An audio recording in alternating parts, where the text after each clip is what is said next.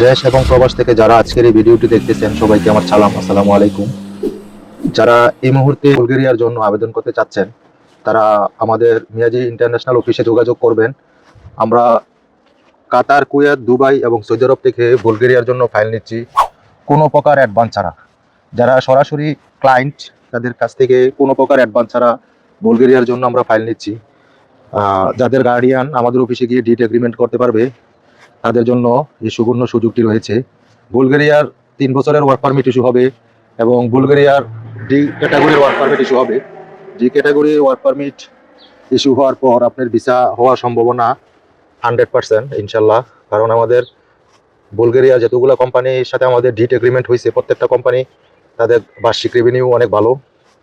তাই যারা বুলগেরিয়ার জন্য সিরিয়াসলি মিডল ইস্টের থেকে আবেদন করতে চান তারা আমাদের অফিসে যোগাযোগ করবেন। আমরা আপনার কাজটা টোটাল সময় 5 থেকে 7 মাসের মধ্যে সম্পন্ন করে ফেলব। প্রথমত আপনার ডকুমেন্ট, পাসপোর্টের স্ক্যান কপি, আপনার আকামা কার্ড আর আপনার 1 কপি ছবি দিলেই হবে।